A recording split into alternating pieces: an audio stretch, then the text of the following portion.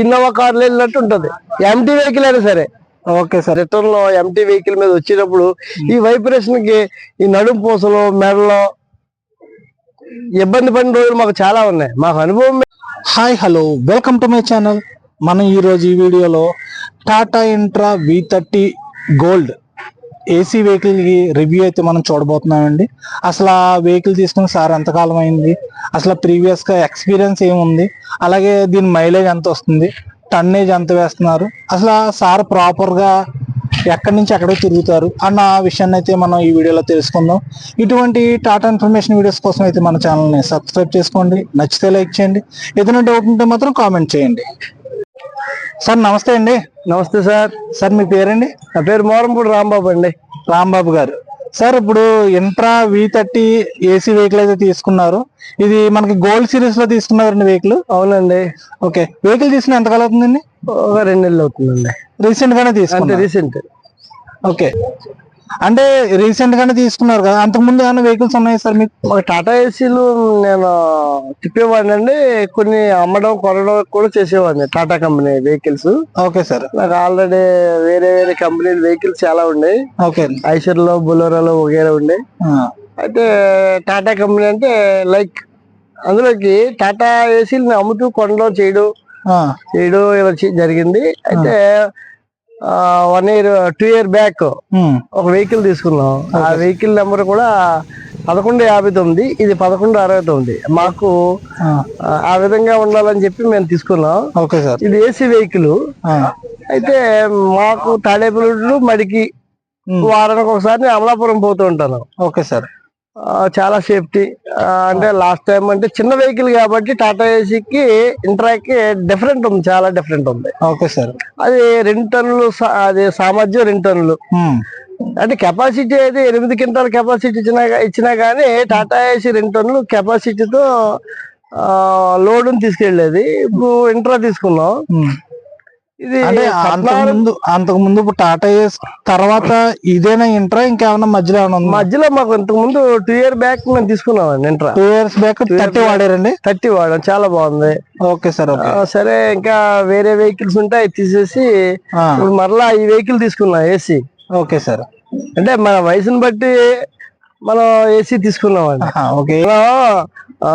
జర్నీలో మనం అలసిపోవడం జరుగుతుంది, అప్పుడు జస్ట్ ఒక ½ an hour బండి ప్రక్క పెట్టుకోవడం, ఏసీ వేసుకోవడం, ఆ ఏసీ ఆన్ చేసుకుని మనం ఎంజాయ్ చేసినట్టు ఉంటది, ఏసీని ఆస్వాదించినట్టు ఉంటది. మనం ఆటోమేటిక్ గా ఫ్రీ అవుతాం, రిఫ్రెష్ అవ్వడం కోసం అని చెప్పి ఏసీ వెహికల్ తీసుకున్నాం. అంటే వయసు రీచ్ ఏసీ తీసుకున్నాం. అయినా వయసు రీచ్ అవ్వకుండా ఏసీ అనే నెక్స్ట్ జనరేషన్ అంతా ఏసీ వెహికల్స్ ఉంటాయి. Okay sir. అది కూడా దృష్టిలో పెట్టుకుని ఏసీ వెహికల్స్ తీసుకున్నాం. ఓకే, ఇప్పుడు ఆ పాత వెహికల్ వాడారంటున్నారు కదా? అవునండి. అది మనకి ఇప్పుడు ఇదైనా సరే టన్నేజ్ ఎంత వరకు పడుతుంది సార్ మనకి? నేను యావరేజ్ 3 టన్నుల నుండి 4 టన్నుల వరకు నేను తిప్పుతున్నానండి. ప్రాబ్లం అయితే లేదు. 4 టన్నులు ఇబ్బంది అయితే? 4 టన్నులు అయితే ప్రాబ్లం లేదు. కాకపోతే మన రోడ్ మీద ఆఫీసర్స్ వల్ల ప్రాబ్లం ఉంటుంది తప్ప వెహికల్ నుండి ప్రాబ్లం అయితే లేదు. Okay okay. ఇప్పుడు ఆ 3.5-4 టన్నులు వేసినప్పుడు మనకి మైలేజ్ పరంగా ఎంత ఎక్స్పెక్ట్ చేస్తారండి, ఎంత వస్తుంది అసలు? కంపెనీ పరంగా అంటే సర్వీసింగ్ లో అవ్వకముందు 14-15 కిలోమీటర్లు వస్తుంది. ఓకే అండి. సర్వీసింగ్ లో అయిన తర్వాత 16-17 కిలోమీటర్ల వరకు ఛాన్స్ ఉంది, వస్తుంది ఇక్కడ కన్ఫర్మ్ గా వస్తుంది. 17-18 వరకు. కంపెనీ అన్ని రకాలుగా పరీక్షలు జరిపిన తర్వాతే కన్ఫర్మ్ చేస్తాడు ఎంత మైలేజ్ అని. Okay sir. మన సొంతంగా 18-20 వస్తుంది అనేది కరెక్ట్ కాదు. కంపెనీ పరంగా వారు చెప్పిన ప్రకారం ఇక్కడ మైలేజ్ ఇస్తుంది మనకి. ఓకే, అంటే ఇప్పుడు మీరు తాడేపల్లిగూడెం గురించి చెప్తున్నారు కదా, అక్కడ మీకు ఇప్పుడు ఇంట్రా తీసుకోనక ముందు మనకి అశోక్ లేలాండ్ గురించి కానీ బొలెరో వెహికల్ తీసుకోమని కానీ ఎవరైనా రెఫర్ చేశారా? చాలా మంది రెఫర్ చేస్తారు. అయితే మనకి అన్ని రకాలుగా ఉపయోగపడే వెహికల్ ఏంటి, జీరో మెయింటెనెన్స్ ఉన్న వెహికల్ ఎలా వ్యాపారం చేయాలంటే జీరో మెయింటెనెన్స్ ఉండాలి. Okay sir. కట్లు డ్యామేజ్ అవ్వకూడదు, టైర్లు మైలేజ్ రావాలి, డీజిల్ మైలేజ్ రావాలి, అప్పుడు మనం ఫైనాన్స్ చేయించుకున్న బండి తిప్పగలం. Okay sir. ఓకే, ఓవర్ గా మెయింటెనెన్స్ చేసినప్పుడు ఆ వెహికల్ మనం తిప్పలేం కదండి. అది టాటా ఆల్ కంఫర్టబుల్. దానికోసం అని చెప్పి ఈ వెహికల్ తీసుకున్నాం. అంటే ఇప్పుడు మైలేజ్ పరంగా 17, 16, 18 దగ్గరికి అయితే చెప్తున్నారు. అదే మరి మెయింటెనెన్స్ అంటే జీరో మెయింటెనెన్స్ అంటే ఇప్పుడు సర్వీసింగ్ ఎలా ఉంటుంది సార్ దీనికి ప్రైసింగ్? ప్రైస్ అప్పుడు ఇంజిన్ ఆయిల్ మార్చుతాకి వెళ్తామండి, 2500 రూపాయలు అవుతుంది. 2500 అంతకంటే కాస్ట్ లేదు. అదే ఫస్ట్ లాస్ట్ అదే. Okay okay. ఈ రోజు కాదు కదా, మేము 2 సంవత్సరాల నుంచి అదే విధంగా మేము ఆయిల్ టు ఆయిల్ మెయింటైన్ చేస్తాం.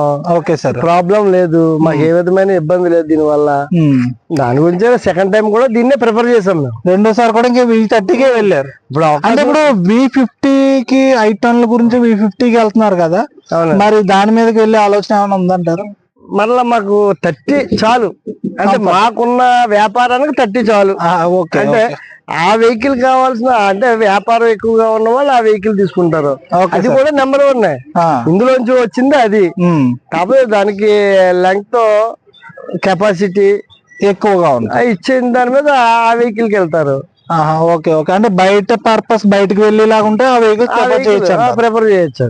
Okay okay. మీ వ్యాపారం పరంగా ఇదైతే మాకు సూపర్, మాకు సరిపోతుంది. మాకు సరిపోతుంది. ఓకే. ఇప్పుడు ఎవరైనా వెహికల్ తీయాలి అనుకుంటే ఏ వెహికల్ రెఫర్ చేస్తారు మీరైతే? V30 నేను ఇంచుమించు ఒక తాడేపల్లిలో ఒక 30 వెహికల్స్ రిఫర్ చేశాను. మీరు? Okay sir. ఓకే. ఈ 2 years నుంచి 30 వెహికల్స్ రిఫర్ చేసా ఎవరికి చెప్పిన. ఓకే అండి. నేను చెప్పిన ప్రతి ఒక్కరు తీసుకున్నారు, అందరూ హ్యాపీగా ఉన్నారు. Okay sir. ఓకే. మీకు సెన్సార్ కంప్లైంట్లు రావు అసలు దీని నుండి. మెయిన్ బండి అయితే ఆగదు, అసలు ఆగదు. టాటా కంపెనీ అంటేనే ఒక బ్రాండ్. అది బ్రాండ్ అంటే కంప్లైంట్ అంటూ వస్తే ఒక సైకిల్ షాప్ దగ్గరికి వెళ్తే కంప్లైంట్ రెక్టిఫై చేయగలరు. మిగతా వెహికల్స్ అనేది కష్టం. Okay sir. అది BS6 అని కాదు, BS4, 1, 2, 3, 4 ఈ విధంగా చూసుకుంటే టాటా కంపెనీ అనేది నెంబర్ 1. అంటే వర్కర్, ఒక డ్రైవర్ కంప్లైంట్ వచ్చినప్పుడు దాన్ని రెక్టిఫై చేయగలదు. Okay sir. టాటా కంపెనీ అనేసరికి దాని గురించి ఈ వెహికల్ ఎక్కువగా మనం ఎవరికైనా రెఫర్ చేయడానికైనా, ఎవరినైనా తీసుకోమని చెప్పడం, ప్రోత్సహించడం, దగ్గరుండి తీసుకోమనడం, తీసుకున్న వాళ్ళు హ్యాపీగా ఉండడం అన్ని మనకు తెలిసినాయి. అదే విధంగా మేము అందరికీ రెఫర్ చేసినప్పుడు మేము ఇదే వాడతాం. మనం వాడితేనే మనం రెఫర్ చేయడానికి ఛాన్స్ ఉంటుంది. Okay sir. మనకి ఇప్పుడు వెహికల్ పెర్ఫార్మెన్స్ విషయంలో అసలు కంఫర్ట్ ఎలా ఉంటది, వెహికల్ కంఫర్ట్, అలాగే స్టీరింగ్ ఎలా ఉంటది, అలాగే సస్పెన్షన్ ఎలా ఉంటది, అంటే మీ అనుభవంలో చెప్పండి. అంటే టాటా కంపెనీ ఫిట్నెస్ అనేది నెంబర్ 1. అందులో ఈ వెహికల్ కి మాత్రం నెంబర్ 1 గా సూటబుల్ సెట్ అయింది, పర్ఫెక్ట్ గా కంప్లైంట్ లేకుండా సెట్ అయింది ఫిట్నెస్ అనేది. నెక్స్ట్ బ్రేక్స్, మన బ్రేక్స్ అనేది మనం వెళ్ళే వేగాన్ని బట్టి మనం బ్రేక్ చేస్తాం. బ్రేక్ అయితే ముందుకు లాగదు బండి బ్రేక్ కొట్టినప్పుడు. అంటే చాలా మంది కంప్లైంట్ ఒకటి చెప్తారు సార్, అదేంటంటే టన్నేజ్ ఎక్కువ ఉన్నప్పుడు బ్రేక్ కొడితే అది కొద్దిగా జారి ఎదరాగుతుంది, అంటే వెంటనే ఆగదు అన్న టాక్ అయితే ఉంది. అది ఎంతవరకు? అది అవగాహన లేని వారికి. Okay sir. అది అవగాహన లేని వారికి. అవసరమైతే ప్రతి వెహికల్ కూడా కొంత వేగంలో ఉన్నప్పుడు లాగి బ్రేక్ కొడితే పైపులు కూడా పగిలిపోతాయండి. Okay sir. ఓకే. అది కరెక్ట్ కాదు వాళ్ళు చెప్పేది. మనం ఒక 30 గజాల్లో లేదా 40 అడుగుల్లో మనం బ్రేక్ కొట్టాలనుకున్నప్పుడు అడ్వాన్స్ గా స్టెప్ బై స్టెప్ బ్రేక్ కొట్టుకుంటూ వెళ్ళాలి. అంటే సడన్ గా మనం అంటే పంప్ చేసినట్టు ఉండకూడదు, బ్రేక్ కొట్టినట్టు ఉండకూడదు. మనం బ్రేక్ కొట్టడం వల్ల ఏమవుతుందంటే ముందుకు వెళ్ళడం, అవసరమైతే బ్రేక్ పైపులు డ్యామేజ్ అవడం కూడా ఉంటది. Okay sir. Okay. Advanced break system మనకు అలవాటు అవ్వాలి. ఓకే. అందులో అడ్వాన్స్డ్ బ్రేక్ సిస్టమ్ ఉందా లేదా అనేది ప్రక్కన పెడితే మనకు అలవాటు అవ్వాలి. మొదట అడ్వాన్స్ గా మనం బ్రేక్ కొట్టుకోవాలనేది. Okay okay. అయితే బ్రేక్ సిస్టమ్ అయితే కంప్లైంట్ లేదు, దాని గురించి మనం మాట్లాడడానికి ఛాన్స్ లేదు. స్టీరింగ్ అంటారా, ఎక్సలెంట్. Okay sir. ఆటోమేటిక్ గా ఫింగర్ సింగిల్ ఒక వేలుతో తిప్పొచ్చు. Okay sir. ఓకే. అంత బాగుంది. ఓకే. రెండోది యాక్షన్ అంటారు, కంఫర్టబుల్. ఏదో మనం ఇన్నోవా కార్లో వెళ్ళినట్టు ఉంటది, ఎంటీ వెహికల్ అయినా సరే. Okay sir. ఓకే. అంటే కార్ కంఫర్ట్ అయితే కార్ కంఫర్ట్ అయితే ఉంటుంది, మామూలుగా కార్ లో కూర్చున్నట్టు ఉంటది మనం. Okay okay sir. ఇంకా ఏసీ వెహికల్ అంటే ఇంకా చెప్పక్కర్లే, దాని గురించి ప్రత్యేకించి చెప్పక్కర్లే. అంటే కొన్ని వెహికల్స్ మరి మీకు అనుభవం ఉందో లేదో నాకైతే తెలీదు, నాకైతే అనుభవం ఉంది. కొన్ని వెహికల్స్ ఉన్నాయి, ఆ వెహికల్స్ మనం కొంత స్పీడ్ లో వెళ్తున్నప్పుడు 20-30 కిలోమీటర్ల స్పీడ్ లో ఉన్నప్పుడు ఏమవుతుందంటే బాగా విపరీతమైన వైబ్రేషన్ వస్తుంది. ఓకే అండి. అటువంటి వైబ్రేషన్లు ఏవి దీనిలో లేవు. అంటే ఒక లో NVH అని చెప్పేసి దీనికి ఇచ్చాడు సార్. అంటే నాయిస్, హార్స్నెస్, వైబ్రేషన్ అన్నది చాలా లోగా ఉంటుందని కంపెనీ మాన్యువల్ అయితే కనిపిస్తుంది మనకి. ఈ రోజుకి కూడా మాకు ఆ విధంగా మీరు చెప్పింది కూడా కనిపించలే. ఇప్పుడు మనకి వైబ్రేషన్ అనేది లేదు. ఇంకా ఏ విధంగా ఓకే లో అనేది కంపెనీ వాళ్ళు ఇచ్చారంటే ఆ వైబ్రేషన్ లేనప్పుడు ఎట్లా? ఓకే ఓకే ఇంకా దాన్ని కూడా మీరు ఒప్పుకోరు. ఇంకా ఒప్పుకోండి దానికైతే. వైబ్రేషన్ ఉండదంటే కొన్ని వెహికల్స్ లో 4 వీలర్ వెహికల్స్ లో 3 టన్నులు 4 టన్నులు లోడింగ్ చేసుకుని మనం వెళ్ళి రిటర్న్ లో ఎంటీ వెహికల్ మీద వచ్చినప్పుడు ఈ వైబ్రేషన్ కి ఈ నడుము పూసలు మెడలో ఇబ్బంది పడిన రోజులు మాకు చాలా ఉన్నాయి. మాకు అనుభవం మీద ఇప్పుడు చెప్తున్నా, లేకపోతే మనం అది ఎందులో ఏ వెహికల్ లో ఫేస్ చేశారు అన్నది అది చెప్పకూడదు అంటారా? ఎందుకంటే okay sir, leave it leave.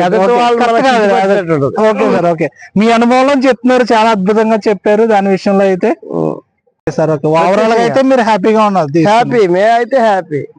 Thank you sir, thank you. చూసారు కదండి, మనకి సార్ ఎంతో అనుభవంగా చెప్పారు. అంటే ఆయన చేసి వ్యాపారం గురించి, అలాగే వెహికల్స్ గురించి, మైలేజ్ కానీ, మెయింటెనెన్స్ కానీ చాలా బాగా అయితే చెప్పారు.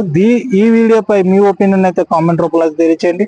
ఇటువంటి టాటా ఇన్ఫర్మేషన్ వీడియోస్ కోసం అయితే మన ఛానల్ని సబ్స్క్రైబ్ చేసుకోండి. నచ్చితే లైక్ చేయండి. ఏదైనా డౌట్ ఉంటే మాత్రం కామెంట్ చేయండి. Thank you for watching.